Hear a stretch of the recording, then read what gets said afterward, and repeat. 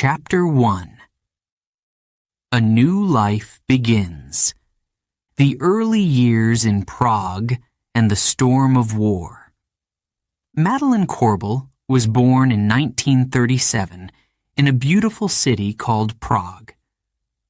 Prague is the capital of Czechoslovakia, a country in the heart of Europe.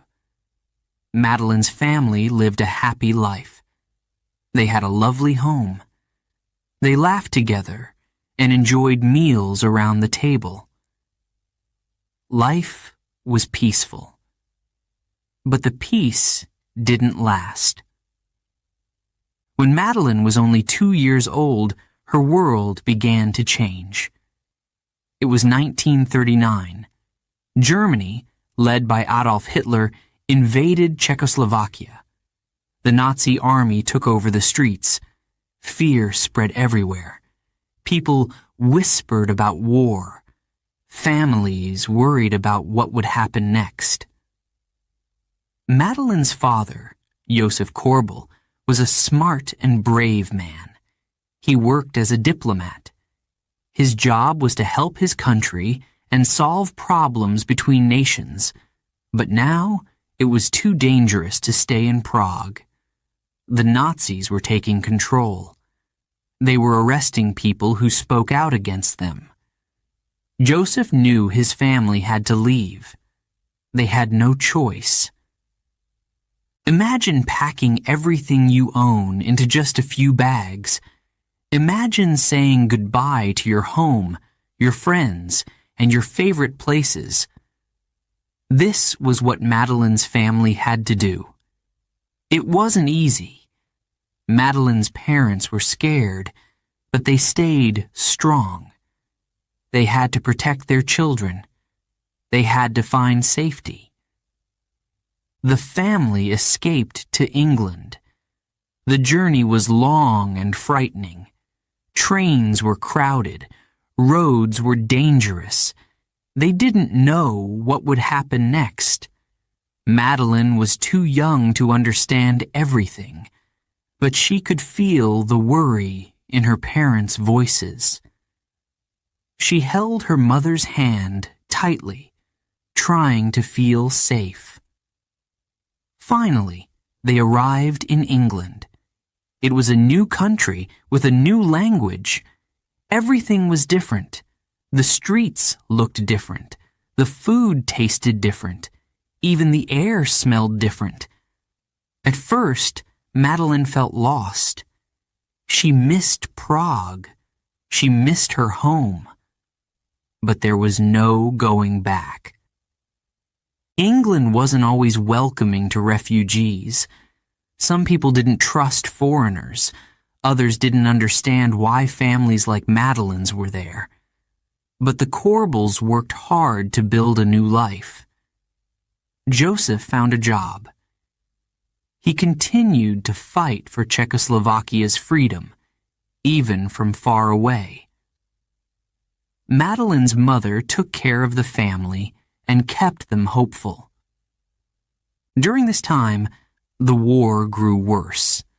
Bombs fell on cities across Europe. England wasn't safe from attacks.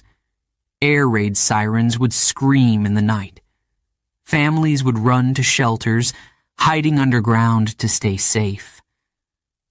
Madeleine would clutch her small blanket, trying to be brave. But it was terrifying. Every sound made her jump.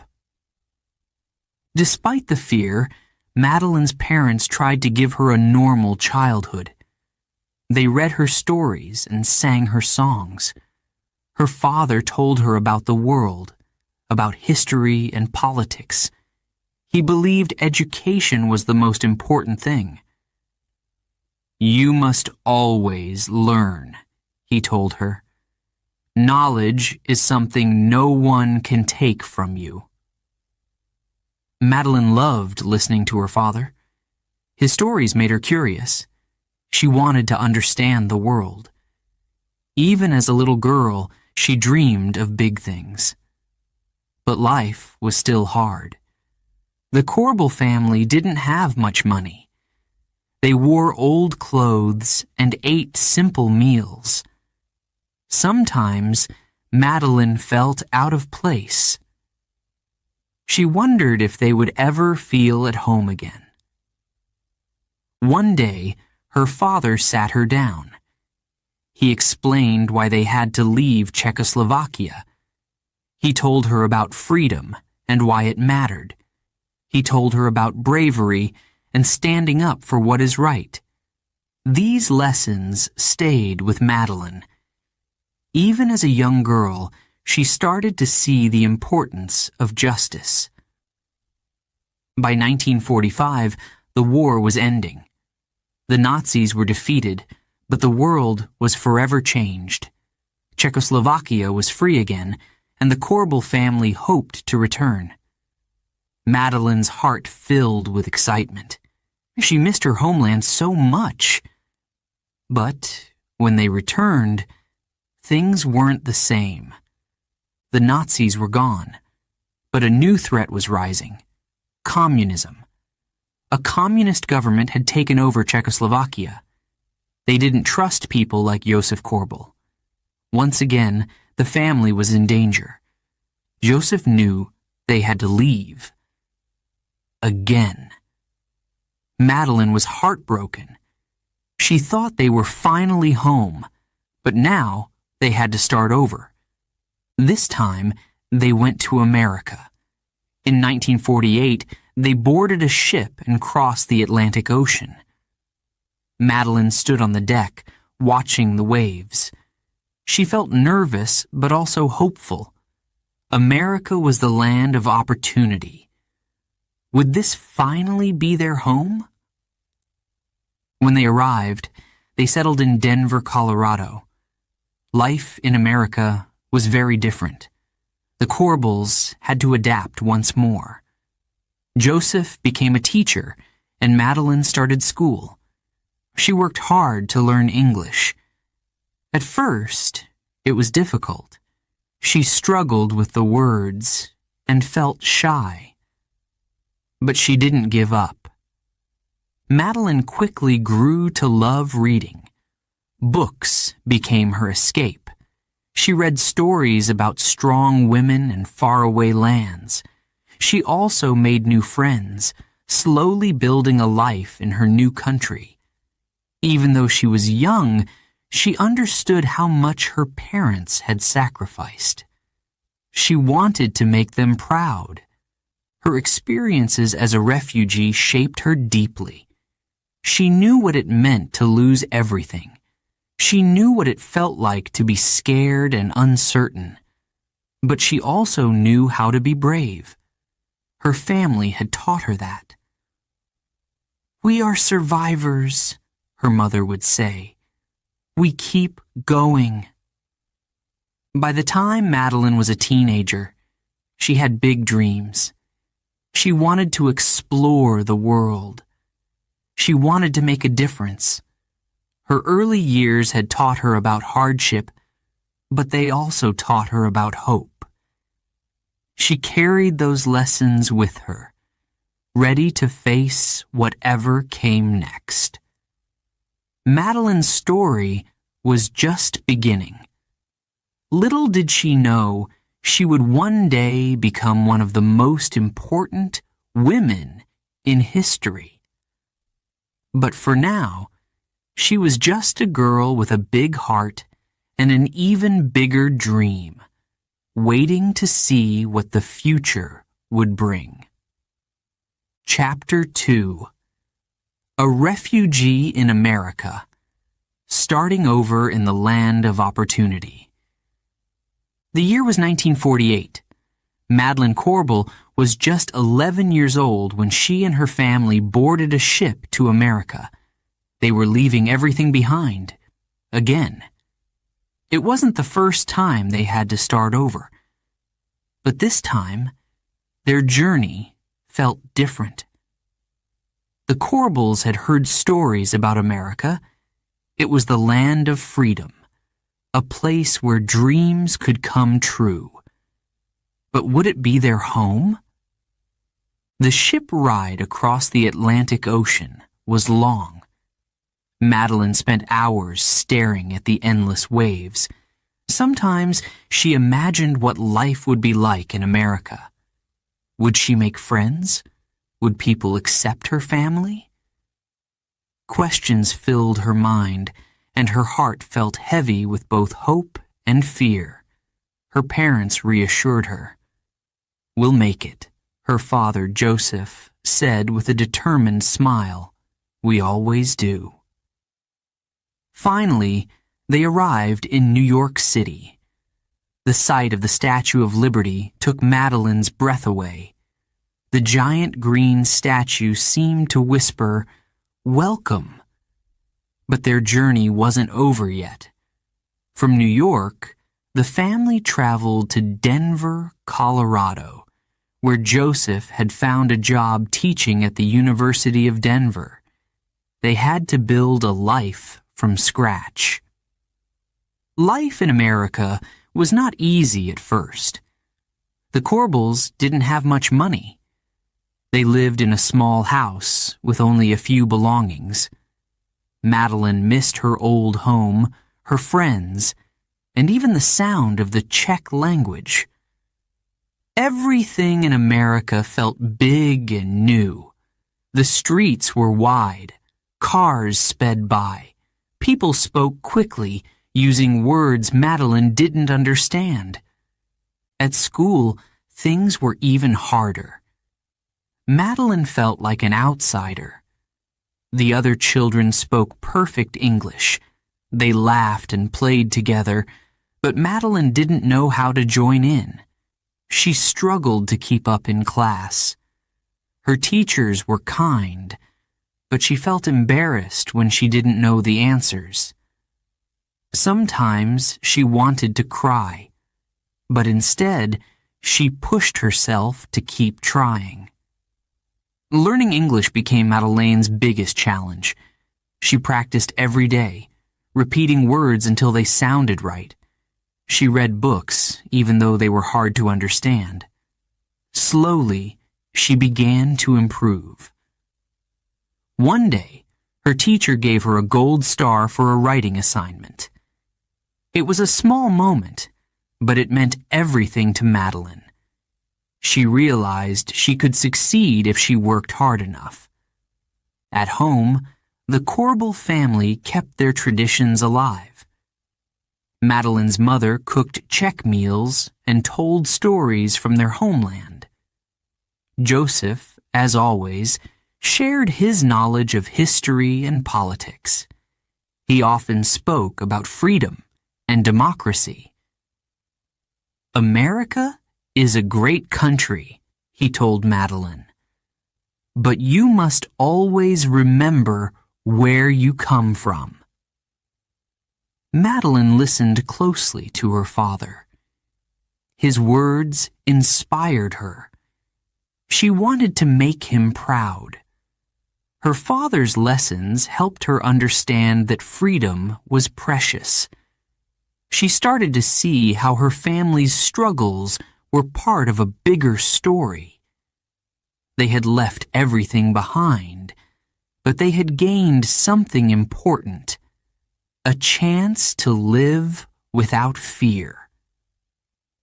Despite the challenges, Madeleine found joy in her new life.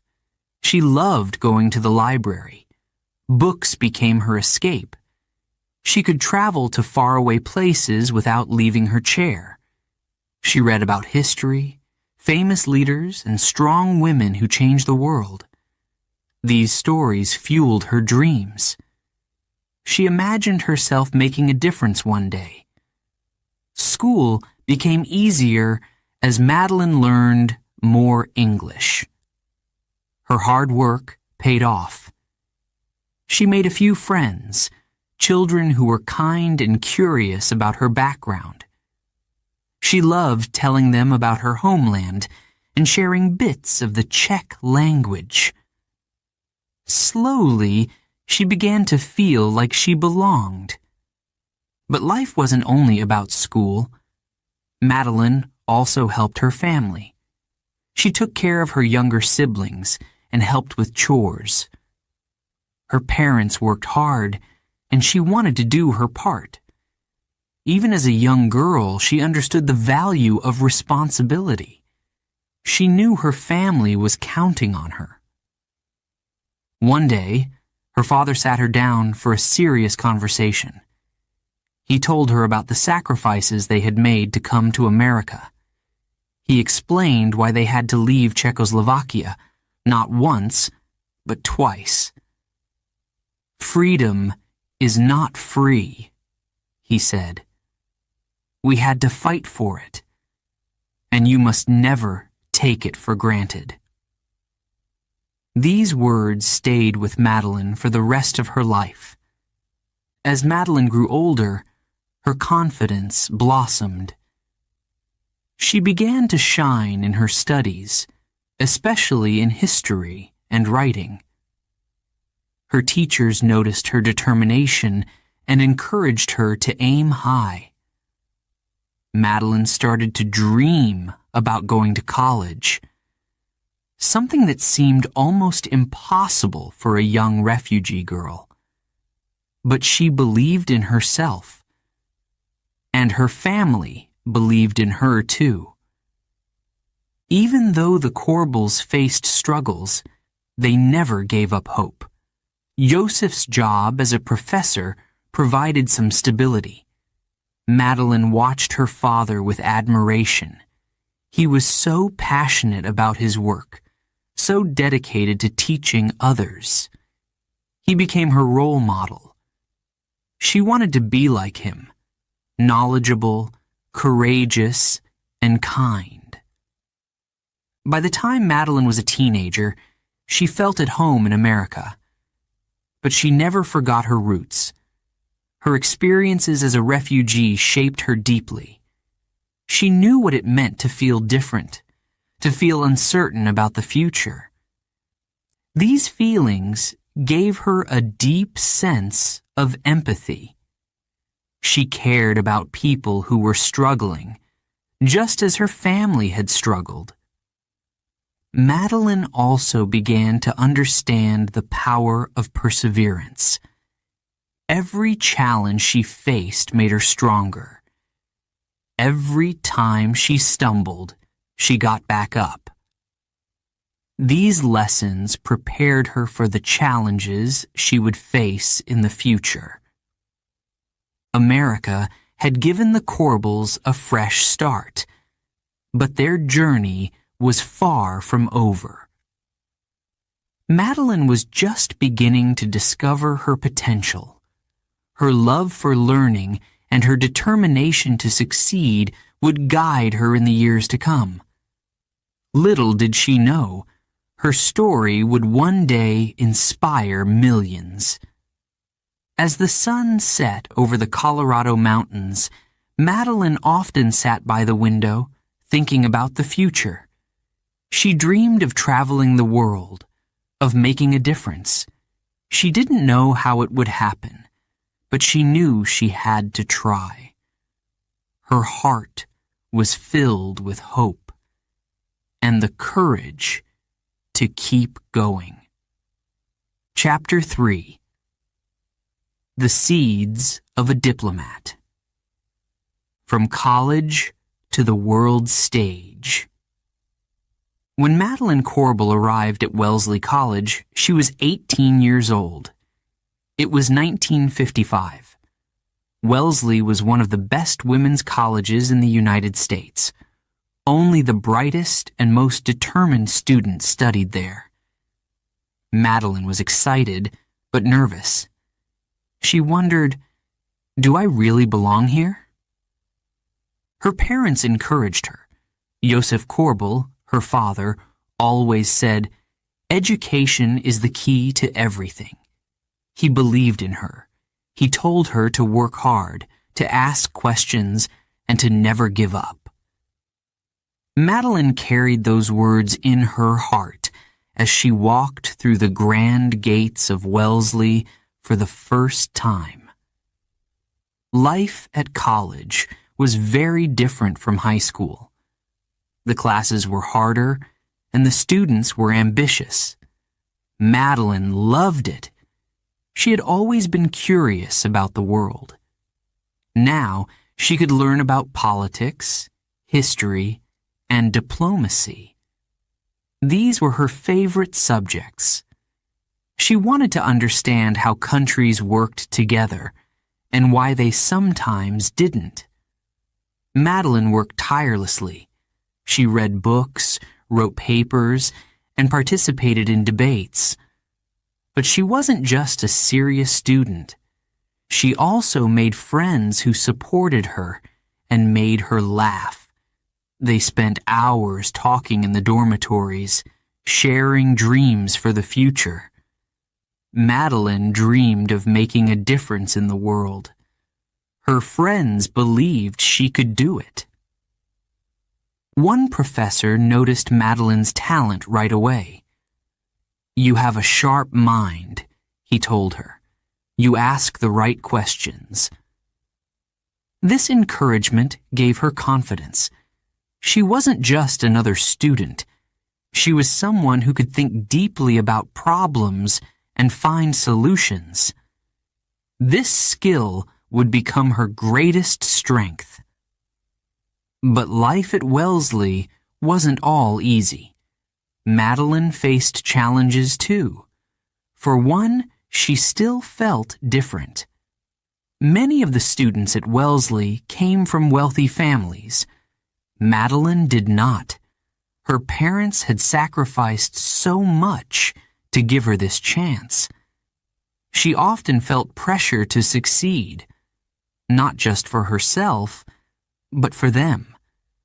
Sometimes she missed her family deeply. She wrote letters home every week, telling her parents about her studies and her new life. In her letters, she promised to do her best. She wanted them to be proud. Madeleine also faced another challenge: being a woman in a male-dominated field.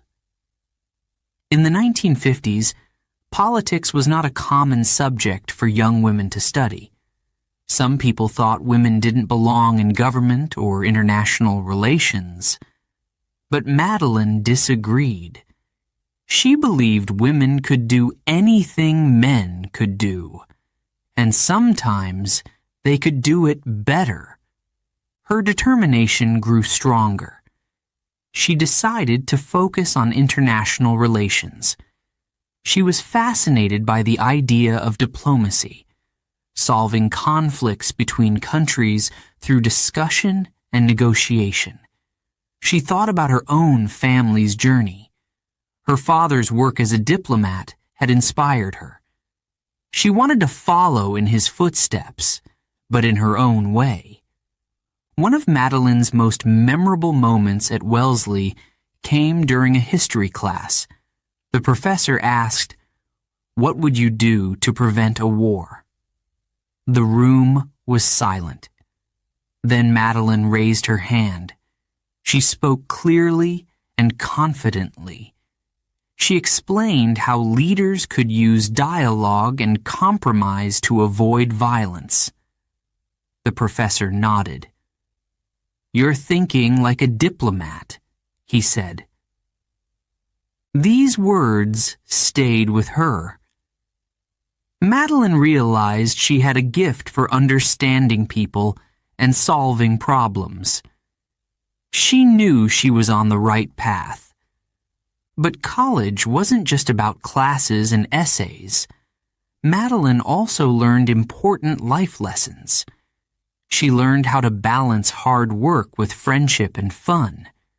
She joined student organizations, attended events, and even went on dates. She loved the energy of campus life. It was a time of growth and discovery. One of her favorite activities was attending guest lectures. Wellesley invited many famous speakers to talk about global issues. Madeleine listened intently, taking notes and imagining herself in their place. She dreamed of one day standing on a stage, sharing her own ideas with the world. Her classmates admired her passion. "Madeleine is unstoppable," one friend said. "When she sets her mind to something, she makes it happen." This determination would serve her well in the years to come. As Madeleine approached graduation, she started to think about her future. What would she do next? The world was changing rapidly. The Cold War between the United States and the Soviet Union was creating tension around the globe. Madeleine wanted to be part of the solution. She wanted to help build peace. But her path was not yet clear. Should she continue her studies? Should she look for a job? Should she follow her passion for diplomacy? These questions filled her mind as she prepared for the next chapter of her life. Graduation day arrived. Madeleine stood proudly in her cap and gown. As she walked across the stage to receive her diploma, she felt a mix of emotions. She was proud of what she had achieved, but she was also nervous about what lay ahead.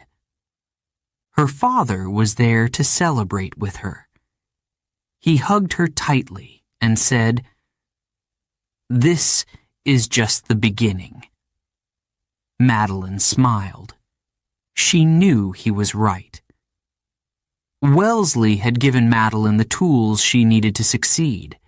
She had gained knowledge, confidence, and a sense of purpose. She was ready to take on the world. But life after college would not be easy. The road ahead was full of challenges and surprises. Madeleine would face obstacles she could never have imagined, but she would also discover her own strength and her ability to make a difference. Looking back, Madeleine often said that her time at Wellesley shaped her future.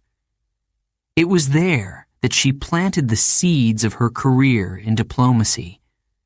It was there that she realized the power of education and the importance of perseverance. And it was there that she learned to dream big, no matter what others said. The seeds of a diplomat had been planted. Now, they were ready to grow. What would Madeleine's next steps be? Where would her dreams take her? The journey was just beginning, and it would be extraordinary. Chapter 4. A Woman in a Changing World.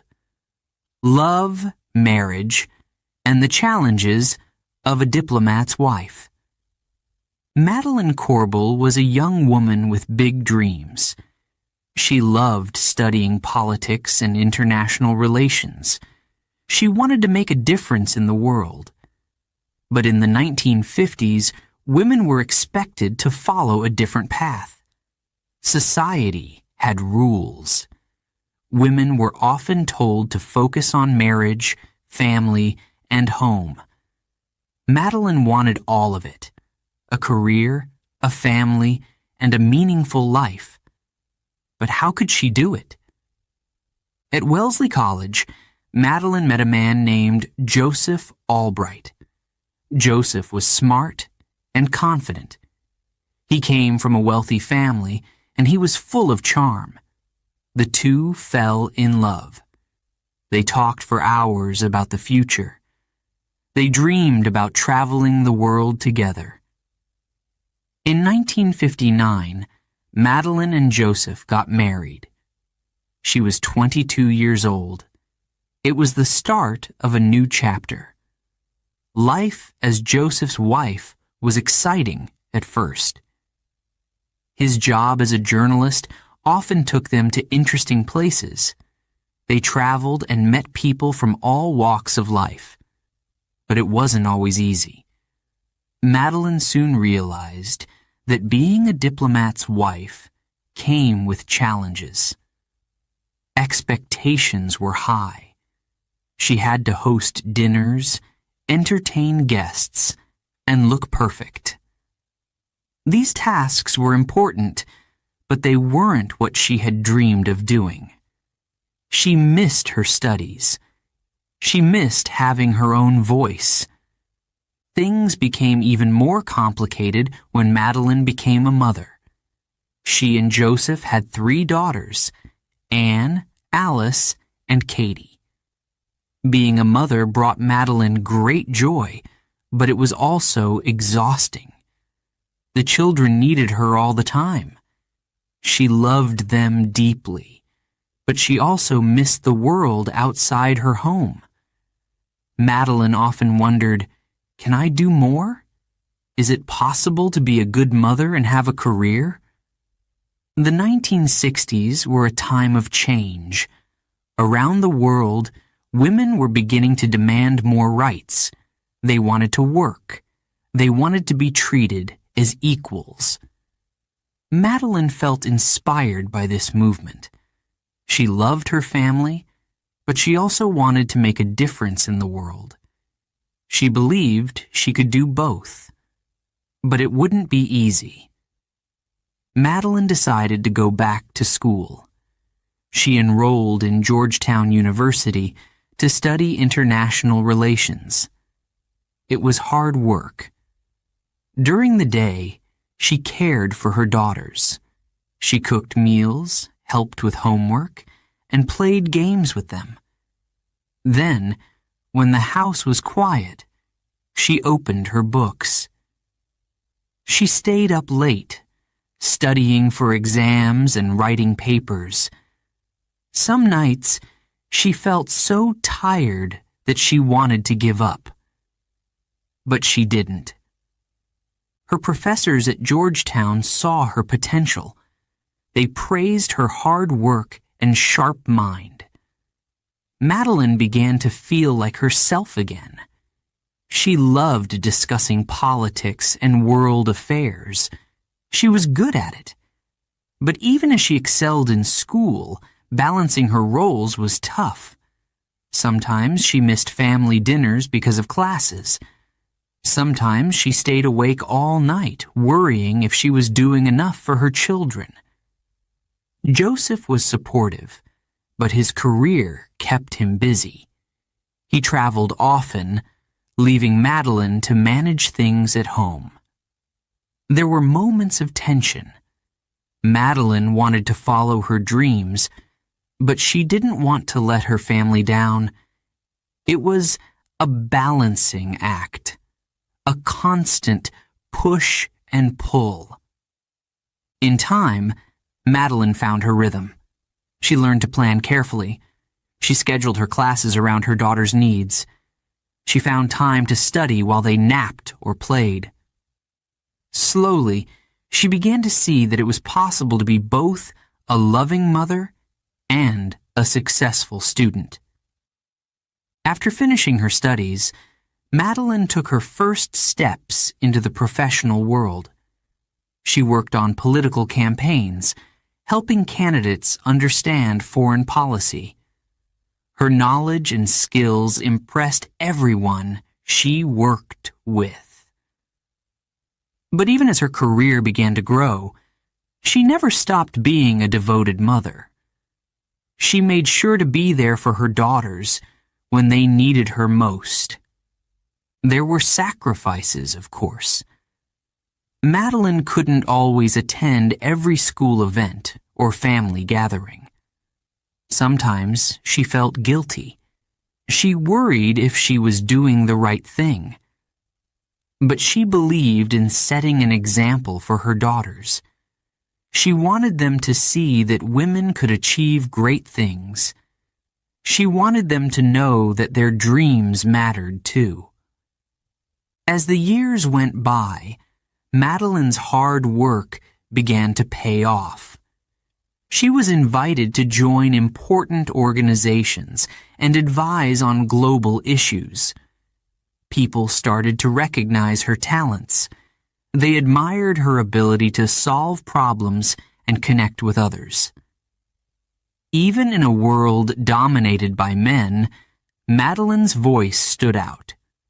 Her marriage, however, faced challenges. Joseph's career kept him away for long periods. Their lives grew busier and more separate. By the 1980s, the couple decided to part ways. It was a painful time for Madeleine, but she didn't let it stop her. Instead, she used it as a chance to focus even more on her career and her daughters. Madeleine's experience as a wife, mother, and student shaped her deeply. It taught her resilience. It taught her to juggle many roles at once. Most importantly, it taught her that women didn't have to choose between family and career. They could find a way to have both, if they were determined enough. Through all the challenges, Madeleine stayed true to herself. She loved her daughters fiercely. She worked hard to give them a stable and loving home. At the same time, she never stopped reaching for her dreams. Her journey was not easy, but it was inspiring. Madeleine's story is a reminder that life is full of choices. Sometimes those choices are difficult, but with courage and determination, it's possible to create the life you want.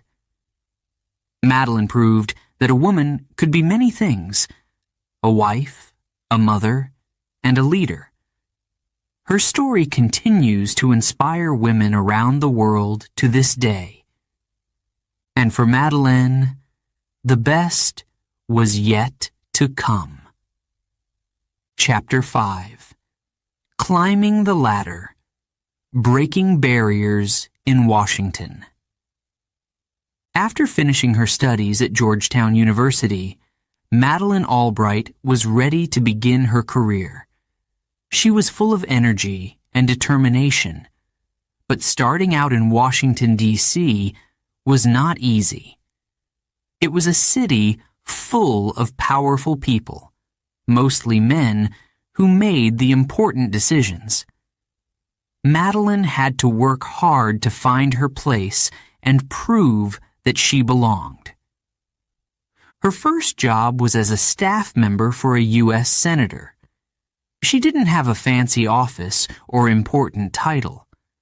At first, her tasks were small: writing notes, organizing schedules, and doing research, but Madeleine didn't mind. She knew that every job, no matter how small, was a chance to learn. She paid attention to everything around her. She watched how decisions were made and how leaders handled tough situations. She was like a sponge, absorbing as much knowledge as she could. Madeleine quickly gained a reputation for being smart and reliable. People noticed her. She worked long hours, often staying late into the night. She wasn't afraid to ask questions or share her ideas. Her dedication and confidence began to open doors. Slowly but surely, Madeleine was climbing the ladder. One of her big breaks came when she started working for Edmund Muskie, a respected senator and later the U.S. Secretary of State. Muskie was impressed by Madeleine's sharp mind and hard work. He gave her more responsibilities, asking for her advice on important issues. Madeleine loved this work. She felt that she was finally making a difference. But it wasn't always easy. Washington in the 1970s was a world dominated by men. There were very few women in positions of power. Sometimes Madeleine felt like she didn't belong. She was ignored in meetings or underestimated because of her gender. But she didn't let that stop her. Instead, she used it as motivation to work even harder. I am just as capable as anyone else, Madeleine told herself. And she proved it. She made her voice heard in a room full of powerful men. She was careful, though, always respectful but firm. Slowly, people began to listen. They started to respect her for her knowledge and ability to solve problems. By the 1980s, Madeleine had built a strong reputation. She began teaching at Georgetown University, sharing her knowledge with students who admired her determination. At the same time, she worked with political campaigns, helping candidates with foreign policy. Her expertise was in demand, and her network of connections grew. One of her proudest moments came when she joined President Jimmy Carter's National Security Council. It was a huge step forward in her career. In this role, she advised the government on international issues. She studied complex problems, from Cold War tensions to conflicts in the Middle East. It was challenging work, but Madeleine thrived. She loved the fast-paced environment and the chance to make real change. Still, the challenges didn't disappear. Madeleine often felt the weight of being one of the few women in leadership roles. She knew that every mistake she made would be judged more harshly than those of her male colleagues. I have to be twice as good, she thought. And she was. Madeleine's ability to connect with people set her apart. She was not only smart, but also empathetic. She understood the importance of listening. Whether she was talking to a president or a fellow staff member, she made people feel valued. This skill helped her build strong relationships and gain the trust of those around her. One day, Madeleine received a surprising call. It was from Zbigniew Brzezinski, the National Security Advisor.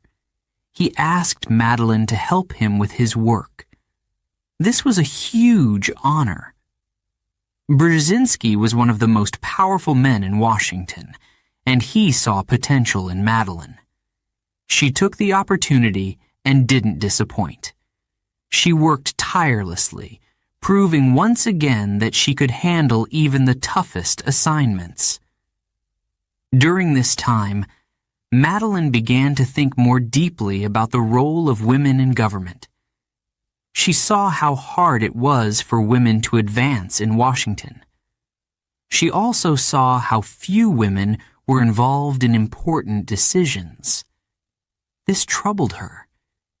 She believed that women's voices were essential. They brought unique perspectives and ideas to the table. Madeleine decided she would not only succeed for herself, but also pave the way for other women. Her determination paid off. By the late 1980s, Madeleine was one of the most respected experts in foreign policy. She was invited to speak at conferences and write articles about global issues. People listened to her ideas. Her dream of making a difference was becoming a reality. But Madeleine's journey wasn't just about professional success. She faced personal challenges as well. Her marriage to Joseph Albright ended during this period, leaving her as a single mother to her 3 daughters. It was a difficult time, but Madeleine refused to give up.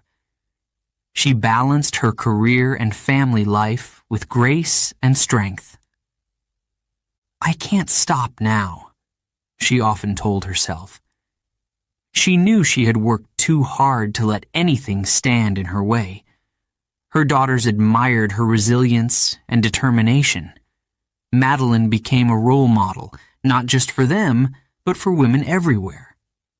By the time the 1990s arrived, Madeleine's career was reaching new heights. She joined important organizations and became a trusted advisor to top political leaders.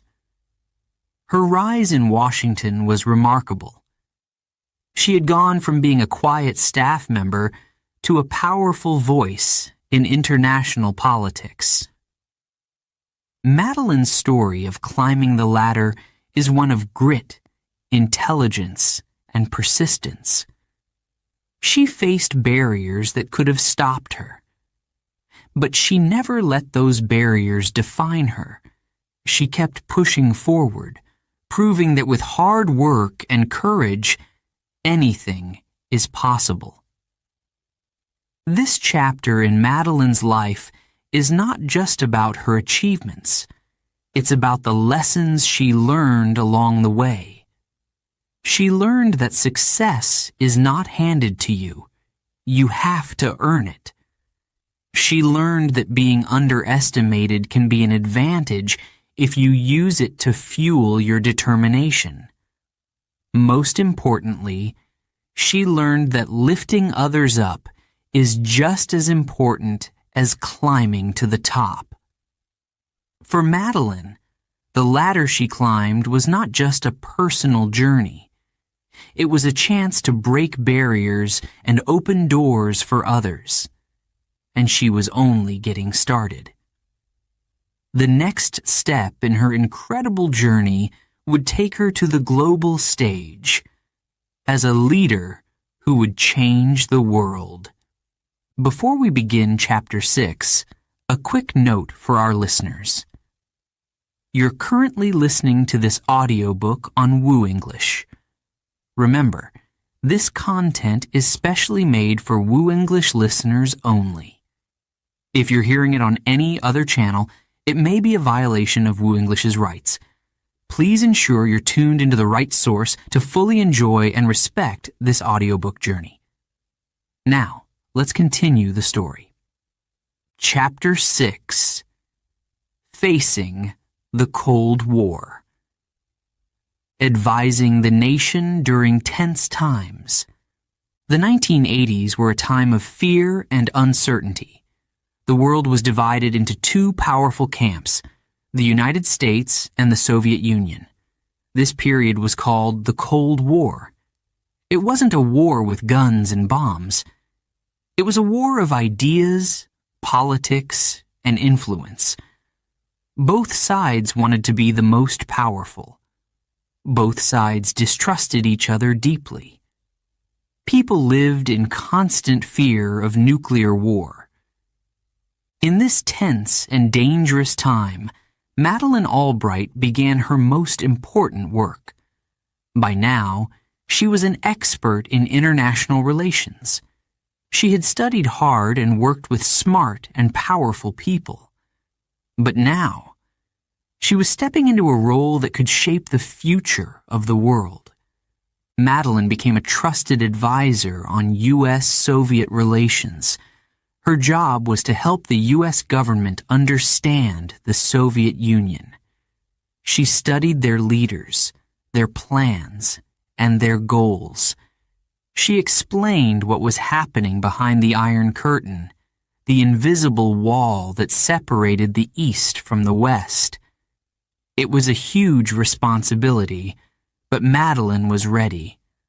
Her work wasn't easy. The Soviet Union was a secretive and closed society. They didn't share information. They didn't trust outsiders. But Madeleine had a gift for understanding people. She could see patterns in their behavior. She could predict what they might do next. Her advice became essential to the leaders she worked with. At the time, President Ronald Reagan was in office. His administration was determined to stand strong against the Soviet Union. They believed in peace, but they also believed in being prepared for conflict. Madeleine played a key role in helping shape this strategy. She gave clear and thoughtful advice. She asked the tough questions. She didn't back down, even when the room was full of powerful men. Madeleine's voice stood out. She had a sharp mind and a calm presence. Even in heated discussions, she kept her focus. People listened to her because she spoke with confidence and intelligence. But being a woman in such a high-stakes environment wasn't always easy. She had to work twice as hard to earn respect. Some people doubted her at first, but she proved them wrong with her dedication and skill. One of Madeleine's most important tasks was understanding Soviet leader Mikhail Gorbachev. Gorbachev was unlike the Soviet leaders before him. He wanted to reform his country. He wanted to end the arms race, the competition between the U.S. and the Soviet Union to build more and more nuclear weapons. Madeleine carefully studied his speeches and actions. She saw an opportunity for change. In 1985, Gorbachev introduced two important policies: glasnost, openness, and perestroika, restructuring. Glasnost allowed more freedom of speech and information. Perestroika aimed to reform the Soviet economy. These changes were bold and risky. Many people doubted they would work. But Madeleine saw them as a chance for peace. She shared her insights with U.S. leaders. She explained why Gorbachev's reforms were important. She helped them understand that this was a moment to act. Her advice helped shape U.S. policy during this critical time. The Cold War had lasted for decades. Now, there was a small, fragile chance to end it. Madeleine's work often required long hours and intense focus. She read countless reports. She attended endless meetings. She traveled to conferences and summits. Each day brought new challenges. But she never lost sight of the goal, a safer, more peaceful world. One of her most memorable moments came in 1987, when President Reagan and Gorbachev signed the Intermediate Range Nuclear Forces Treaty, INF Treaty. This agreement was historic.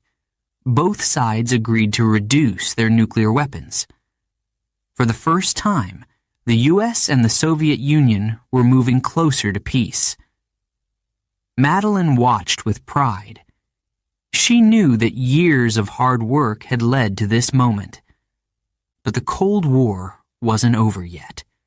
There were still tensions and risks. In 1989, the Berlin Wall fell. This wall had separated East and West Berlin for nearly 30 years. Its fall symbolized the beginning of the end of the Cold War. Madeleine felt hope rising. The world was changing, and she had played a part in that change. Throughout her work during the Cold War, Madeleine learned important lessons. She learned that diplomacy requires patience. Change doesn't happen overnight. It takes years of effort, conversation, and trust building. She also learned the importance of courage. Speaking the truth isn't always easy, especially when the stakes are so high. But Madeleine never let fear silence her. She also realized the power of understanding different cultures. The U.S. and the Soviet Union were so different, but Madeleine believed that finding common ground was possible. She showed others how to listen, learn, and build bridges. These skills would guide her throughout her career. By the end of the 1980s, the Cold War was fading. The Soviet Union was collapsing. Countries in Eastern Europe were gaining their independence. It was a time of hope and uncertainty. But one thing was clear: The world had changed forever. Madeleine's role during the Cold War shaped her future. She had proven that she could handle the toughest challenges. She had shown that she was a leader. Her journey was far from over. In the years to come, she would continue to rise. But her work during this time laid the foundation for her incredible career. Madeleine's story reminds us that even in the darkest times, there is always hope. With hard work, intelligence, and courage, it is possible to make a difference. She believed in the power of diplomacy to solve problems and bring people together. Her work during the Cold War is a testament to that belief. Chapter 7. The Breakthrough. Becoming U.S. Ambassador to the United Nations. In 1993, Madeleine Albright's life changed forever. President Bill Clinton had been elected, and his administration needed strong leaders. Madeleine, with her sharp mind and years of experience, was one of them. She was chosen as the U.S. Ambassador to the United Nations. It was a historic moment. Madeleine was about to step onto the global stage. The United Nations, UN, is a place where leaders from countries all over the world meet. They discuss important issues like peace, security, and human rights. It's a place of big ideas and tough decisions. Being the U.S. ambassador meant representing the United States in these conversations. It was a huge responsibility. Madeleine felt both excited and nervous. When she first walked into the UN headquarters in New York, she felt the weight of history. The tall, glass building seemed to sparkle in the sunlight. Inside, people from every corner of the world rushed through the halls. She heard dozens of languages being spoken. It was a place filled with energy, challenges, and hope. As she took her seat in the General Assembly, Madeleine looked around the room. Delegates from nearly 200 countries were gathered. Each person carried the hopes of their nation. She realized how important her role was. She would have to listen, negotiate, and speak up for what was right. She promised herself, "I will not waste this opportunity." But being the U.S. ambassador wasn't easy. Some countries didn't trust the United States. Others had their own interests and agendas. The debates were often heated. Voices were raised, arguments were sharp, and tensions were high. But Madeleine was ready. She had spent years preparing for this moment. Madeleine's first big challenge came quickly. In 1994, a terrible genocide began in Rwanda, a small country in Africa. Hundreds of thousands of people were being killed. The world was shocked, but the UN couldn't agree on what to do. Countries debated, but action came too slowly. Madeleine watched in horror as the tragedy unfolded. The experience deeply affected her. She later admitted that the UN and the world had failed Rwanda. It was a painful lesson. From then on, Madeleine was determined to act faster and speak louder when faced with injustice. She would not let silence lead to more suffering. Madeleine's style at the UN was bold and direct. She didn't hesitate to speak her mind. When she saw something wrong, she called it out. Some people admired her courage. Others thought she was too outspoken. But Madeleine didn't care. She believed in standing up for what was right. One of her most memorable moments came during a debate about Iraq. The Iraqi leader, Saddam Hussein, was ignoring UN resolutions. He refused to let inspectors check for illegal weapons. Madeleine spoke firmly. She reminded the world that rules must be followed. Her words were clear and powerful. We cannot allow dictators to break the rules without consequences. Her speeches often inspired others. She had a way of making complicated ideas simple and clear. She knew how to connect with people. She didn't just represent the U.S. She represented the values of democracy, justice, and human rights. Madeleine also focused on women's rights. She believed that empowering women was essential for creating peace. At the UN, she often spoke about the importance of including women in decision-making. She met with women leaders from around the world and encouraged them to keep fighting for equality. But being a woman in such a high position wasn't always easy. Madeleine faced criticism and doubt, especially from those who thought women didn't belong in leadership roles. She ignored the negativity and worked even harder. Her success proved that women could lead at the highest levels. Madeleine's days were long and demanding. She attended meetings, wrote speeches, and negotiated with other leaders. She often worked late into the night. But she loved the challenge.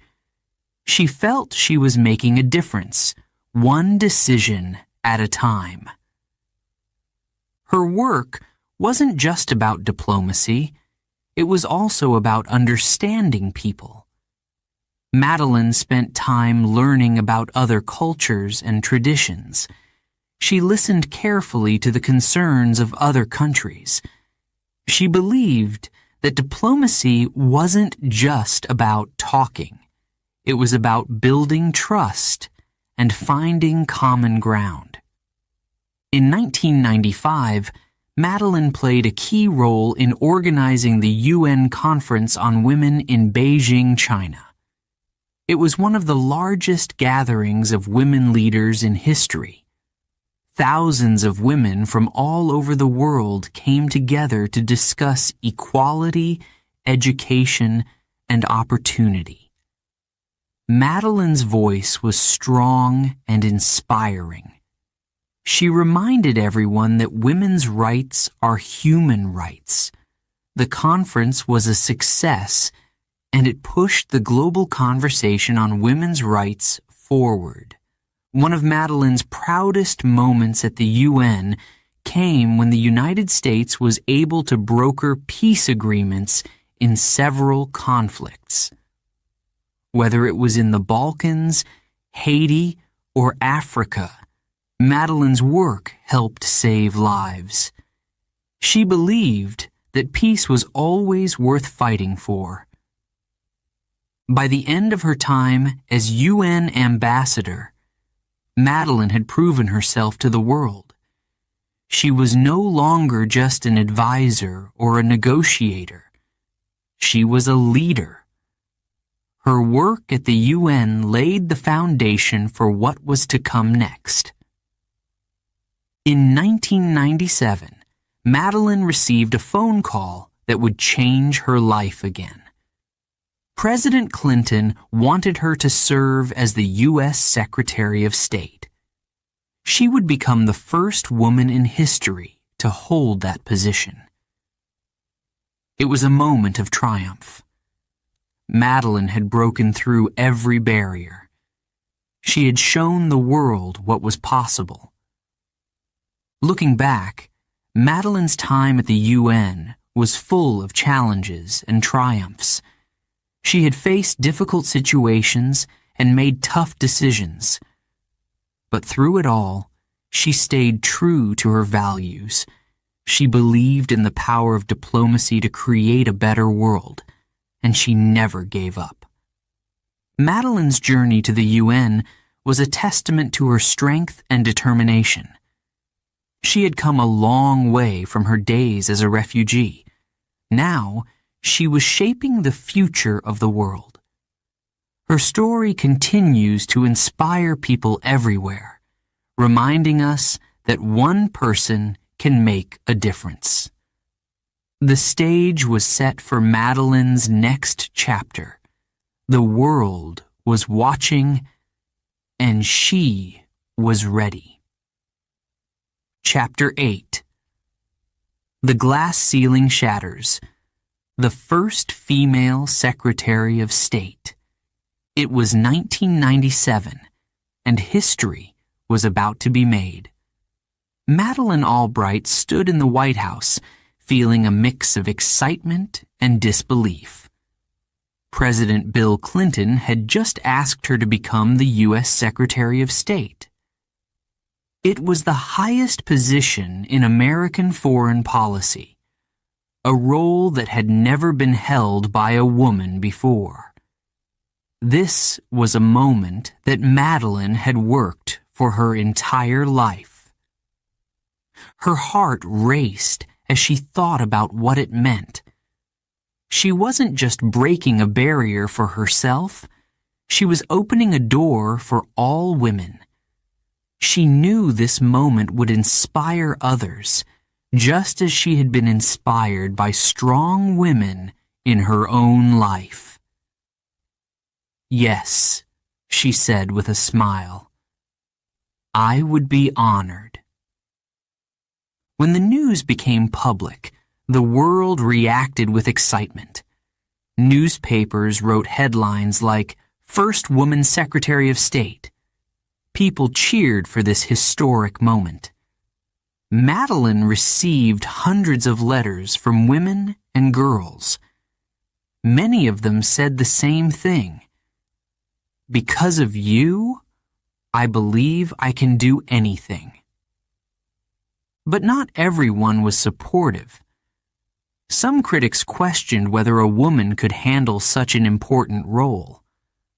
Others doubted her ability to deal with world leaders, especially those from countries where women were not seen as equals.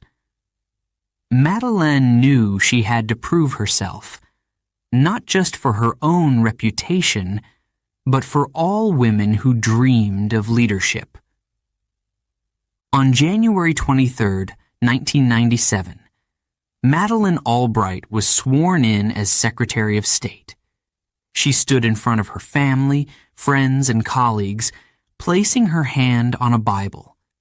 As she took the oath, she felt a deep sense of pride. This was not just her achievement. It was the result of years of hard work, sacrifice, and courage. It was the culmination of a journey that began with her family fleeing Czechoslovakia as refugees. Her first days on the job were thrilling, but overwhelming. The State Department was a massive operation. Thousands of people worked there, managing relationships with nearly every country in the world. Madeleine was now their leader. Her job was to guide U.S. foreign policy, solve global problems, and represent the United States on the world stage. She dove into her work with energy and determination. Her first big challenge was meeting with world leaders. Many of them were men who had never worked with a female Secretary of State. Some were skeptical. Others underestimated her. But Madeleine didn't let this stop her. She used her intelligence, wit, and charm to win their respect. One famous moment happened during a meeting with Russian officials. They tried to test her, assuming she wouldn't be tough enough. But Madeleine stood her ground. She delivered her arguments with confidence, showing that she wasn't afraid to push back. By the end of the meeting, even her critics were impressed. They realized that she was a force to be reckoned with. Madeleine also had a unique way of expressing herself. She loved wearing pins on her jackets, small pieces of jewelry that sent subtle messages. If she was in a tough negotiation, she might wear a pin shaped like a snake to show she wouldn't back down. If she wanted to inspire hope, she might wear a pin with a dove, a symbol of peace. These pins became her trademark. People around the world began to notice them, and they added a touch of personality to her diplomatic work. As Secretary of State, Madeleine focused on some of the world's most urgent issues. She worked to strengthen NATO, the alliance between the U.S. and Europe. She supported efforts to stop the spread of nuclear weapons. She also fought to promote democracy in countries that were struggling with dictatorship. Her days were long, filled with meetings, speeches, and travel. But she loved every moment. One of her most challenging missions was in the Balkans, a region in Europe torn apart by war. In the 1990s, ethnic conflicts in places like Bosnia and Kosovo led to terrible violence. Madeleine knew the U.S. had to act. She pushed for military intervention to stop the killing and protect innocent people. Her leadership during this time saved lives and helped bring peace to the region. But the job wasn't always victories and celebrations. There were moments of frustration and heartbreak. Negotiations sometimes failed. Peace agreements sometimes fell apart. Madeleine felt the weight of these failures deeply. She often stayed awake at night, thinking about what more she could have done. But she never gave up. She believed in the power of diplomacy to make the world better. Madeleine's role as Secretary of State also came with personal sacrifices. The job required constant travel. She spent weeks at a time away from her family. She missed birthdays, holidays, and quiet dinners at home. But her daughters understood how important her work was. They were proud of their mother and supported her every step of the way. Throughout her time in office, Madeleine remained deeply committed to women's rights. She spoke often about the need to include women in politics, business, and peace-building efforts. She met with women leaders in every country she visited, encouraging them to raise their voices and fight for equality.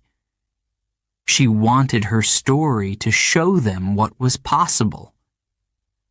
One of Madeleine's favorite sayings was, "There's a special place in hell for women who don't help other women." She believed strongly in lifting others up. Her own success was built on the support of mentors and friends. Now, it was her turn to inspire the next generation. By the end of her term in 2001, Madeleine had earned respect around the world. She had proven that a woman could lead on the global stage.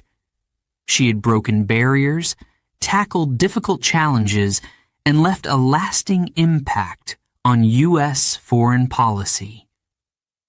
When she stepped down, she did so with pride. She had paved the way for others to follow. Reflecting on her time as Secretary of State, Madeleine often said, "It wasn't just about me. It was about opening doors for others. She understood that her role was bigger than one person. It was about showing the world that leadership has no gender. It's about strength, courage, and vision. Madeleine's appointment as Secretary of State shattered the glass ceiling. It proved that women could rise to the highest levels of power. Her story continues to inspire people around the world, especially young girls dreaming of leadership. For Madeleine, this chapter was not the end. It was a milestone in a lifetime of service. She was ready to take on new challenges and continue her journey. The best was yet to come. Chapter 9. Leading through conflict. Tough decisions in Kosovo and beyond. In the late 1990s, violence erupted in a small region of Europe called Kosovo. This was part of Yugoslavia, a country already broken by years of war. The conflict in Kosovo was brutal. Ethnic Albanians and Serbs were fighting for control. Villages were burned. Families were torn apart. Thousands of people fled their homes. It was a crisis the world could not ignore. Madeleine Albright, as the U.S. Secretary of State, faced one of the biggest challenges of her career. She had seen the horrors of war before. She remembered the failures in Rwanda, where the world acted too late. This time, she was determined to make a difference. The leader of Serbia, Slobodan Milosevic, was at the center of the violence.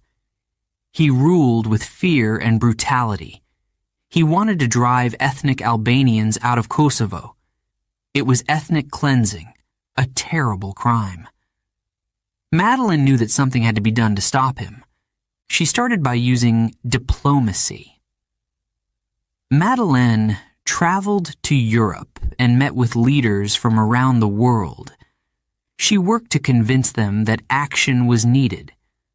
She also spoke directly to Milosevic. She told him to stop the violence. She warned him of the consequences if he didn't.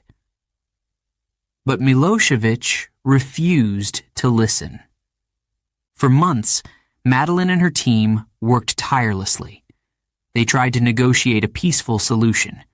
They held meetings, sent messages, and pushed for agreements. But every time they made progress, Milosevic backed away. The violence continued. Refugees poured into neighboring countries. The images of their suffering were heartbreaking. Finally, Madeleine knew that words were not enough. She turned to NATO, a powerful alliance of countries, for help. NATO had the strength to stop Milosevic, but convincing all the members to act was not easy. Some leaders worried about the risks. Others thought the conflict was too far away to get involved. Madeleine had to use all her skills to build support. She spoke passionately about the need to protect innocent people. She reminded leaders of their shared responsibility to uphold human rights. Slowly, her words began to make a difference. NATO agreed to take action. In March 1999, NATO launched airstrikes against Serbian forces. It was a bold and dangerous move. Madeleine knew it would not be easy. War is always risky, but she believed it was the only way to stop the violence. For 78 days, the airstrikes continued. It was a tense and emotional time. Every day brought new challenges. During this period, Madeleine worked tirelessly. She held meetings with NATO leaders. She answered questions from reporters. She monitored the situation closely. She felt the weight of every decision. People's lives depended on the choices she made. The pressure was enormous, but Madeleine stayed focused. At the same time, she never forgot the human side of the conflict. She met with refugees who had lost everything. She listened to their stories of pain and survival. She saw the tears of mothers who didn't know if their children were alive. These moments reminded her why she was fighting so hard. They gave her the strength to keep going. Finally, in June 1999, Milosevic surrendered. Serbian forces withdrew from Kosovo. The violence stopped. Refugees began to return home. It was a moment of relief and hope. Madeleine had helped bring peace to a region torn apart by war. But the end of the fighting didn't mean the end of the work. Kosovo was in ruins. Villages were destroyed. Families were broken. Rebuilding would take years. Madeleine continued to push for international support. She wanted to make sure that Kosovo had a chance to recover. The Kosovo crisis showed the world what kind of leader Madeleine was. She was tough when she needed to be.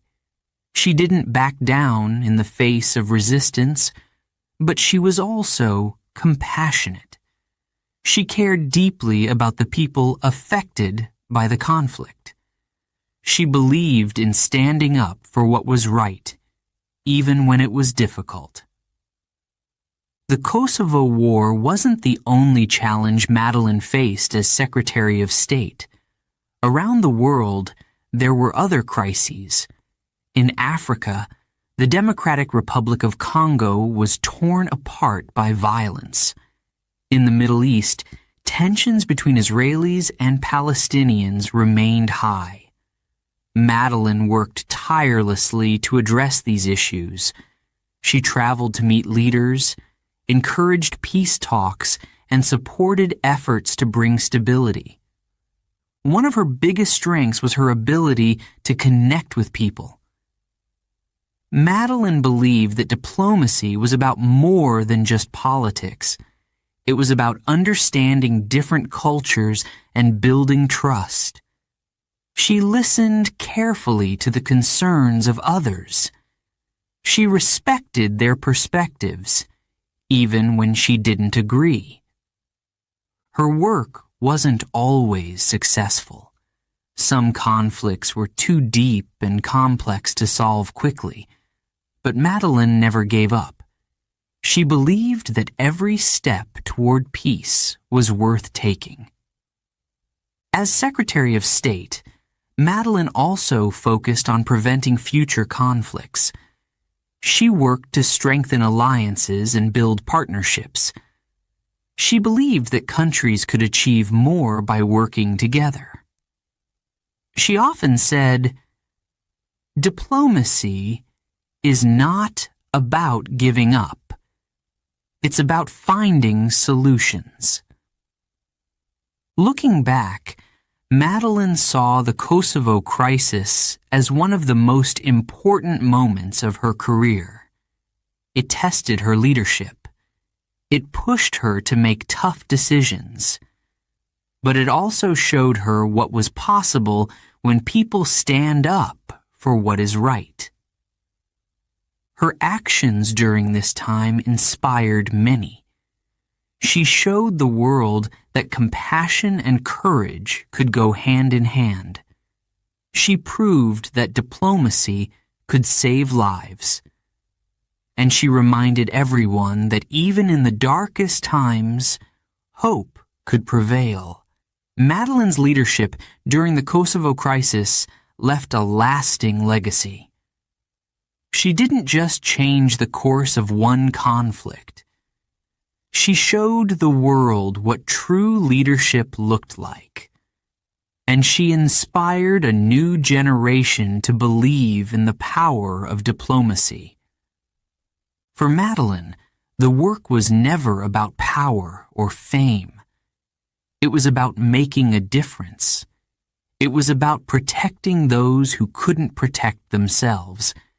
And in Kosovo, she did just that. Her courage and determination will never be forgotten. Chapter 10. A Voice for Women. Inspiring a New Generation. Madeleine Albright knew what it felt like to be underestimated.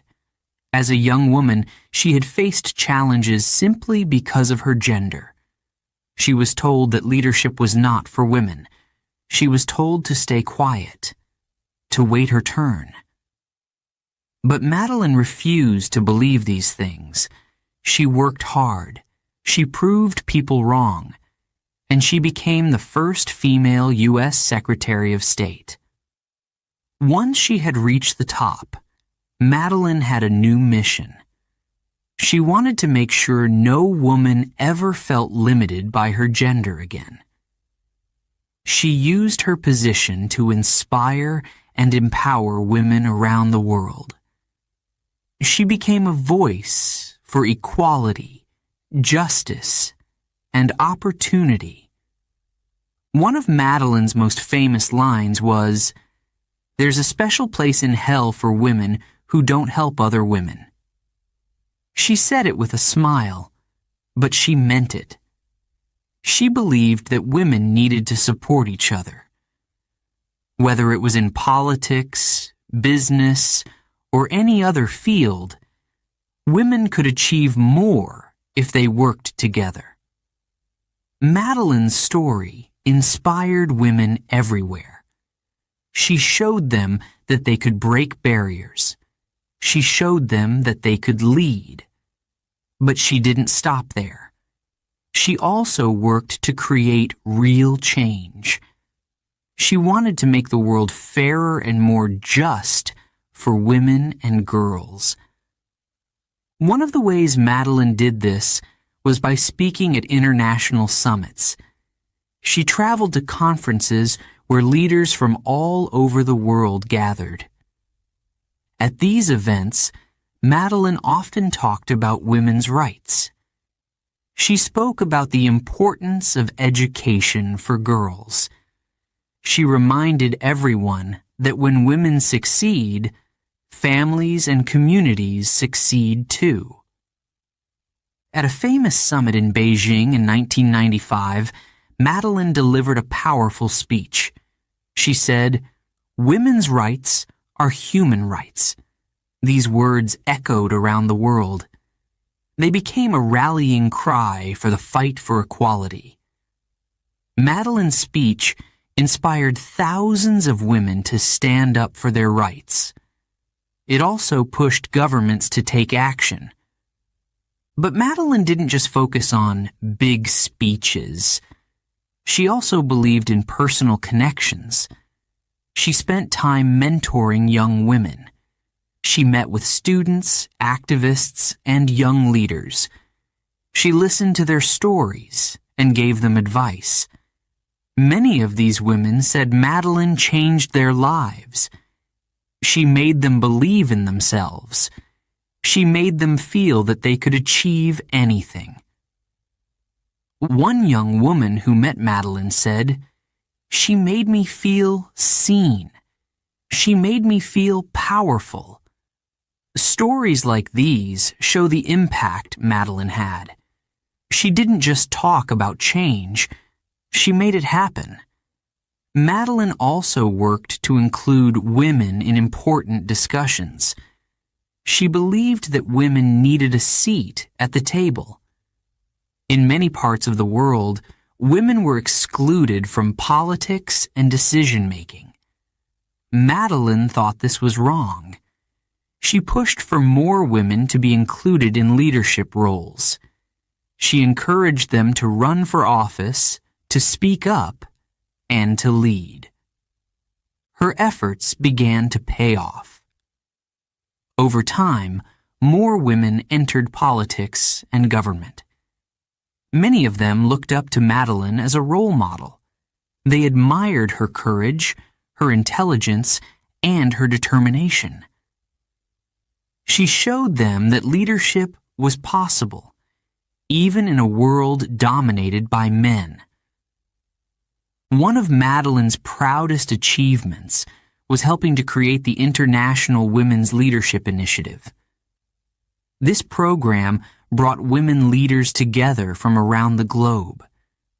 They shared ideas, supported each other, and worked on solving problems in their communities. Madeleine loved this program because it focused on action. It gave women the tools they needed to create real change. Even after she left her role as Secretary of State, Madeleine continued her work. She wrote books, gave lectures, and traveled to meet with women's groups. Her books shared her wisdom and experience. In one of them, Madam Secretary, she talked about her journey as a woman in politics. She hoped her story would inspire others to follow in her footsteps. Madeleine often told women, "You are smarter and stronger than you think." She believed in the power of confidence. She wanted women to trust their abilities and to know their worth. For her, this wasn't just a message, it was a mission. Her efforts weren't always easy.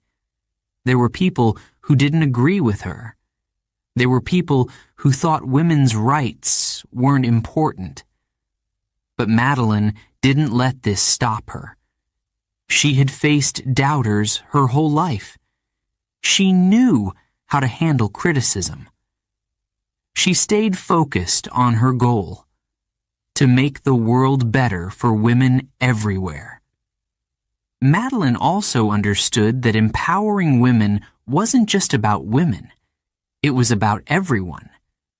She believed that when women had opportunities, societies became stronger, economies grew, communities became healthier. She used this argument to convince even those who didn't see women's rights as a priority.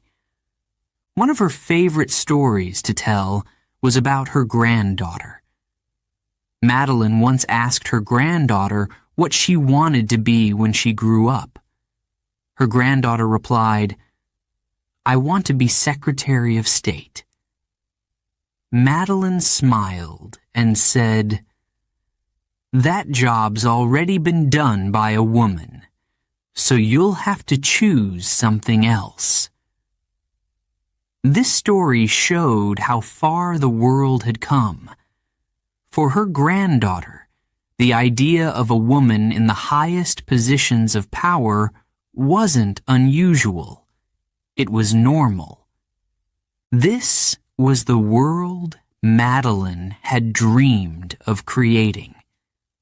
A world where girls could dream big without limits. A world where women had the same opportunities as men. A world where equality was no longer a fight, but a fact. Looking back on her life, Madeleine was proud of what she had achieved. But she also knew there was still more work to do. She believed that every generation needed to continue the fight for justice and equality. She often said, "There's no resting in this work. We must keep going." Madeleine Albright's legacy is clear.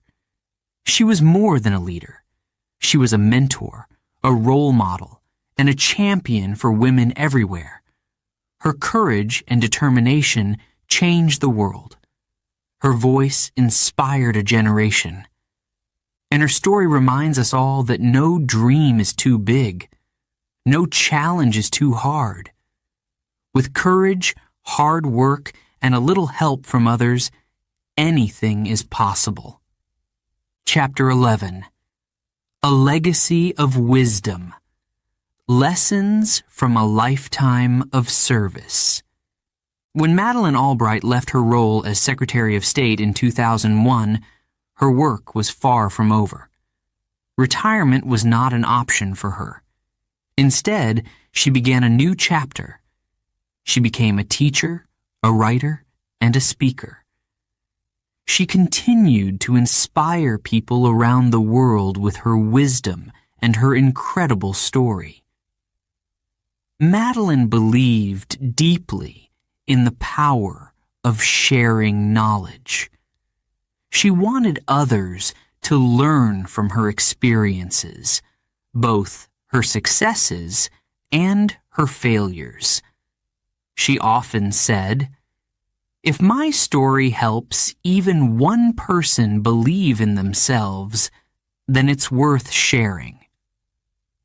One of Madeleine's first projects after leaving office was writing her memoir, Madam's Secretary. In this book, she told the story of her life.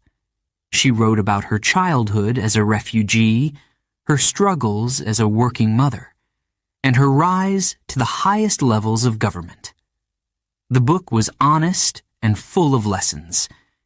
It showed readers that no matter where you start, you can achieve great things if you work hard and stay determined. The book became a bestseller. People from all over the world were inspired by her journey. They saw a woman who had faced incredible challenges and never given up. Readers wrote to her, saying her words gave them hope and courage. For Madeleine, this was the greatest reward. Teaching was another passion of Madeleine's. She became a professor at Georgetown University in Washington, D.C. There, she taught students about diplomacy, international relations, and leadership. She loved the energy of the classroom. She enjoyed answering questions, debating ideas, and hearing different perspectives.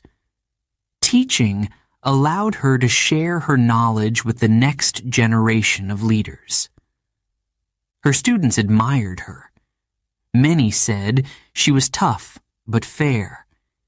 She pushed them to think critically and to never settle for easy answers. One student said, "She didn't just teach us about politics. She taught us about life. She made us believe that we could change the world." Madeleine also gave speeches at events and conferences.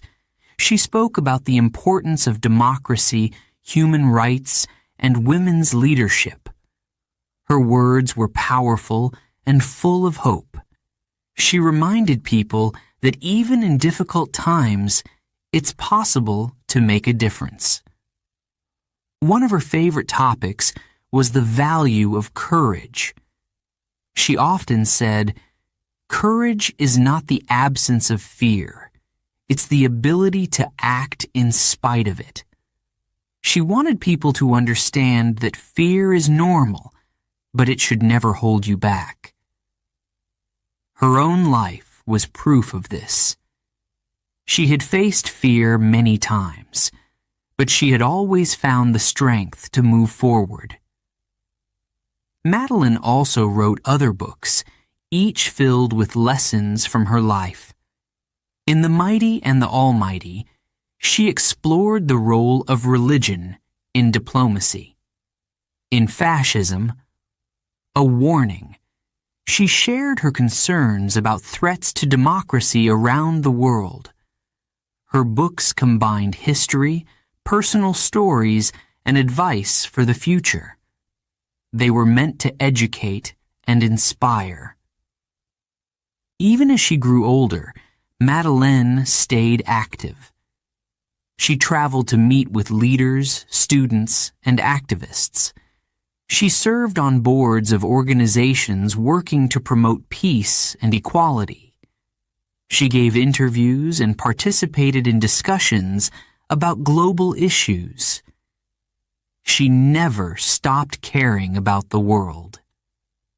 One of Madeleine's greatest joys was mentoring young people, especially young women. She wanted them to believe in themselves and their abilities. She often said, "There's no limit to what you can achieve if you work hard and stay true to yourself." She encouraged them to dream big and to never let anyone tell them they weren't good enough. She also shared practical advice. She told young leaders to listen carefully, to learn from others, and to always be prepared. She reminded them that leadership wasn't about being perfect. It was about doing your best and learning from your mistakes. Throughout her later years, Madeleine remained humble. She never forgot where she came from. She often reflected on her journey from being a refugee to becoming a world leader. She said it was her early struggles that shaped her character. They taught her resilience, compassion, and the importance of standing up for what is right. Madeleine also stayed hopeful about the future. She believed that the world could become a better place if people worked together. She had seen the power of diplomacy to solve problems and bring people together. She believed in the potential of individuals to create change. One of her favorite symbols was a pin.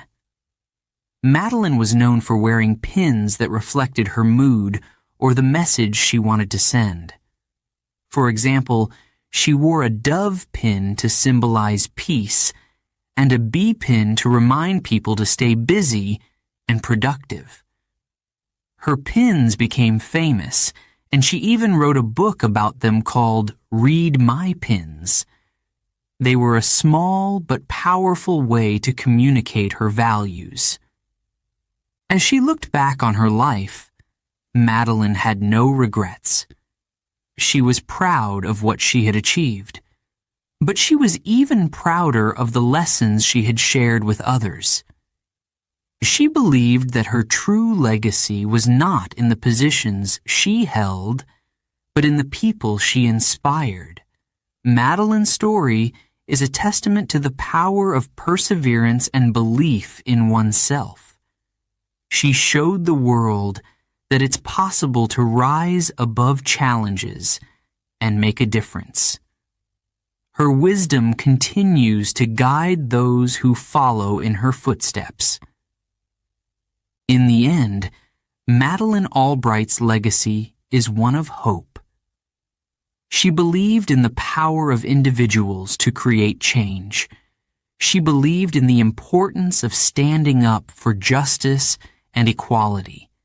And she believed that every person has the potential to make the world a better place. Her life may have ended, but her lessons live on. In classrooms, in books, and in the hearts of those she touched, Madeleine's wisdom continues to shine.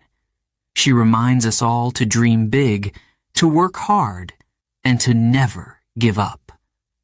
Chapter 12. The Power of Hope.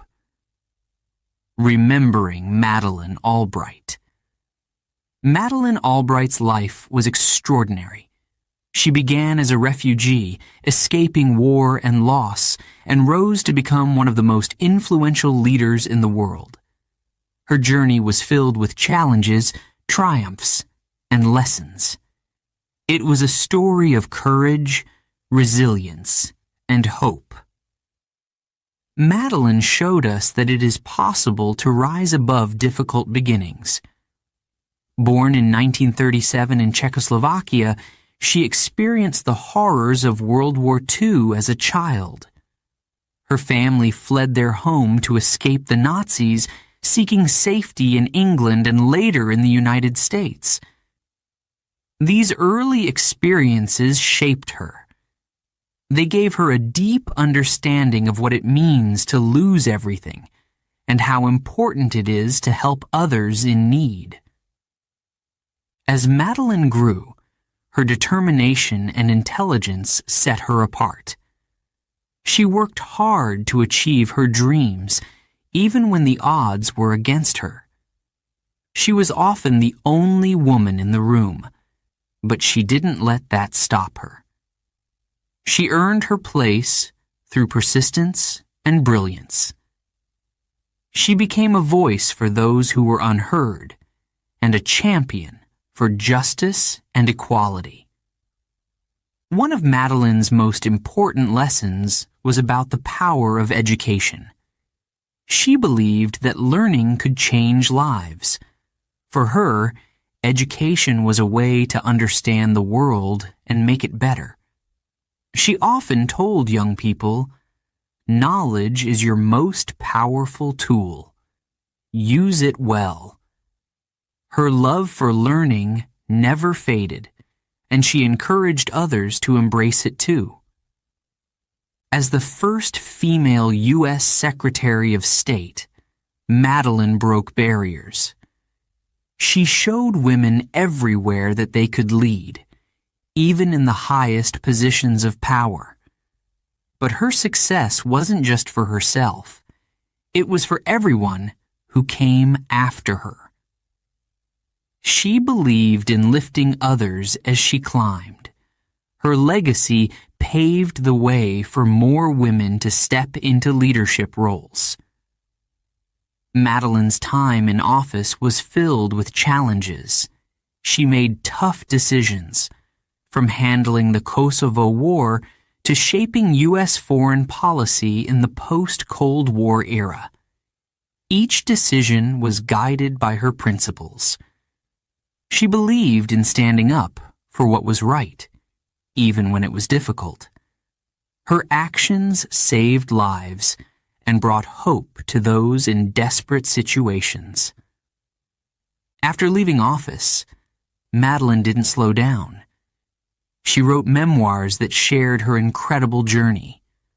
Her books, like Madam Secretary and Fascism, A Warning, offered wisdom and insight. They reminded readers of the importance of protecting democracy and fighting for freedom.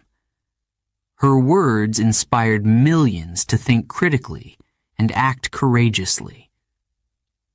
Madeleine also became a beloved teacher. She taught at Georgetown University, where she shared her experiences with students. She encouraged them to think big, to ask questions, and to never give up.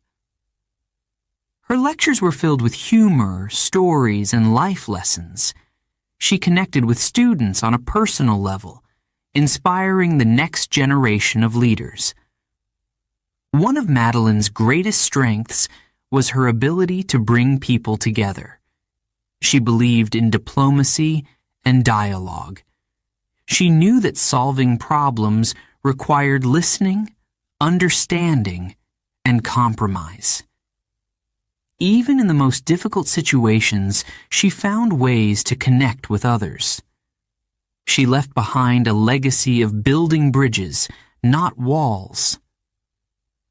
In her later years, Madeleine focused on mentoring young women. She saw herself in them, women who were eager to change the world but faced challenges along the way. She gave them advice, shared her wisdom, and reminded them to believe in themselves. One of her most famous lines was, "Never underestimate yourself. You are capable of more than you think." Madeleine's personal life also reflected her values. She loved her family deeply. She was a proud mother and grandmother. She often shared stories about her grandchildren, laughing as she described their adventures. Her family was her foundation, giving her strength and joy. When Madeleine passed away in 2022, the world mourned. Leaders, students, and ordinary people remembered her with admiration and gratitude. They shared stories of how she had inspired them. They spoke of her bravery, her intelligence, and her kindness. Her loss was deeply felt, but her legacy remained. Madeleine's life teaches us many things. She showed us that resilience can carry us through even the darkest times. She reminded us that leadership is about service, helping others, not seeking power for its own sake. She taught us to believe in hope, even when the path ahead seems uncertain. Her story is also a call to action. Madeleine believed that everyone has a role to play in making the world better. She often said, "History is written by those who show up." She encouraged people to participate, to vote, and to speak out. She believed in the power of ordinary people to create extraordinary change. As we remember Madeleine, we are reminded of the values she stood for. She believed in justice, equality, and compassion. She believed in the power of diplomacy to solve problems. And most of all, she believed in the strength of the human spirit. Her life is a testament to what is possible when we refuse to give up. From a young refugee to a world leader, Madeleine's journey was remarkable. She faced challenges with courage and determination. She used her voice to speak for those who couldn't. And she inspired millions to follow her example. As the world moves forward, Madeleine's legacy lives on. Her words, her actions, and her story continue to guide us. They remind us that even in difficult times, there is always hope. And they show us that with courage, hard work, and a little bit of faith, we can achieve great things. Madeleine Albright was more than a leader. She was a symbol of possibility. She was a beacon of hope. And she left an unforgettable mark on history.